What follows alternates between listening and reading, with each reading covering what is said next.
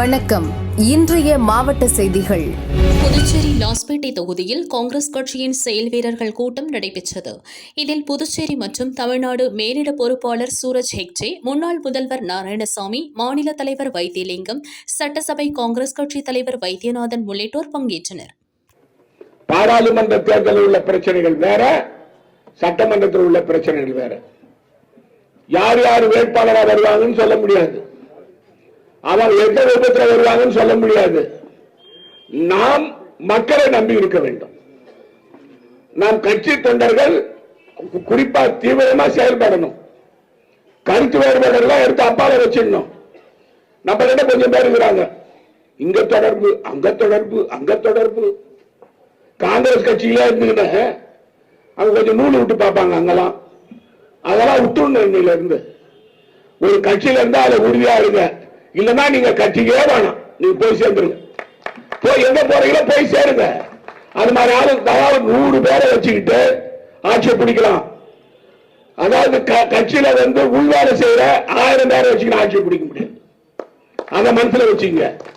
கட்சியில உறுதியா இருங்க. கண்டிப்பா வருங்காலம் காங்கிரஸ் கட்சி காலம். மத்தியில தலைவர் ராகுல் காந்தி பிரதமர், புதுச்சேரி மாநிலத்தில் காங்கிரஸ் தலைமையில் ஆட்சி. நம்ம கிட்ட கொஞ்சம் பேர் இருக்கிறாங்க கூட்டணி.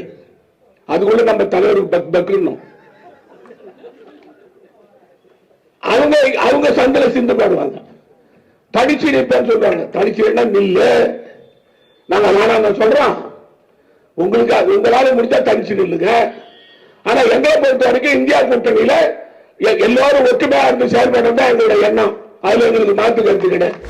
திருப்பத்தூர் மாவட்டம் வாணியம்பாடி பூக்கடை பஜார் பகுதியில் திருட்டு நகை வாங்கியதாக நகைக்கடை உரிமையாளர் பாபுவை கர்நாடக போலீசார் விசாரணைக்கு அழைத்து சென்றனர். பொய்யான குற்றச்சாட்டில் கைது செய்யப்பட்டுள்ள பாபுவை விடுவிக்க கோரி வணிகர் சங்கத்தினர் மற்றும் நகைக்கடை உரிமையாளர்கள் டவுன் போலீஸ் ஸ்டேஷனை முற்றுகையிட்டனர். கர்நாடக போலீசாரை கண்டித்து கோஷம் எழுப்பினர். போலீசார் விசாரிக்கின்றனர். மதுரை திருப்பரங்குன்றம் கந்தர் மலையை காக்க வலியுறுத்தி திருவாரூர் தெற்கு வீதியில் உள்ள பழனி ஆண்டவர் கோவில் முன்பு பாஜவினர் ஆர்ப்பாட்டத்தில் ஈடுபட்டனர். மாநில பொதுச் செயலாளர் கருப்பு முருகானந்தம் தலைமை வகித்தார். ஏராளமான பாஜவினர் கந்தசஷ்டி கவசத்தை வாசித்து நூதன ஆர்ப்பாட்டத்தில் ஈடுபட்டனர்.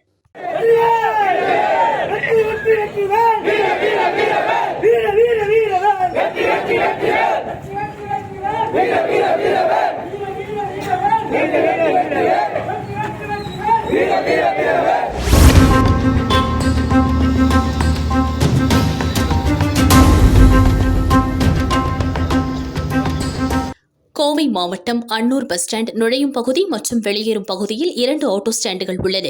குறிப்பிட்ட 7 ஆட்டோக்கள் மட்டும் பஸ் ஸ்டாண்ட் உள்ளே சென்று பயணிகளை ஏற்றி செல்வதால் மற்ற ஆட்டோ டிரைவர்களுக்கு வருவாய் இழப்பு ஏற்பட்டது.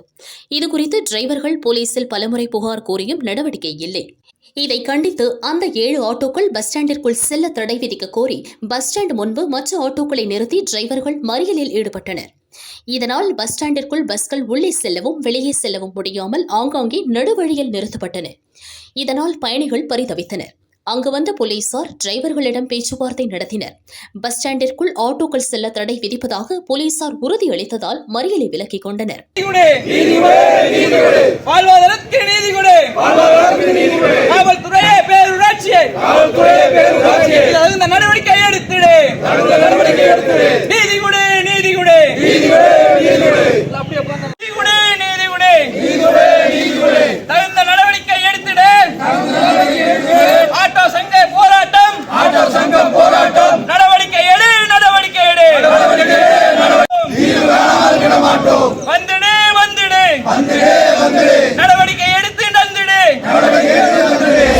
நீலகிரி மாவட்டத்தில் 350க்கும் மேற்பட்ட கிராமங்களில் படுகர் சமுதாய மக்கள் வசிக்கின்றனர்.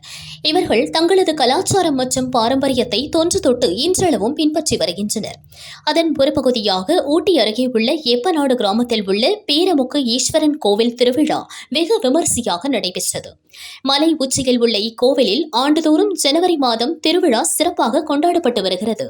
இந்த ஆண்டு திருவிழாவில் எப்பநாடு, தொரைஹட்டி, துணேரி உள்ளிட்ட சுற்றுவட்டார கிராமங்களைச் சேர்ந்த ஆயிரக்கணக்கான பக்தர்கள் மலைக்கோவிலில் கூடி வரிசையில் நின்று ஈஸ்வரன் சுவாமியை தரிசனம் செய்தனர். இதில் படுகர் சமுதாய மக்கள் அவர்களது பாரம்பரிய உடையணிந்து ஆடிய கலாச்சார நடனம் பார்வையாளர்களை வெகுவாக கவர்ந்தது.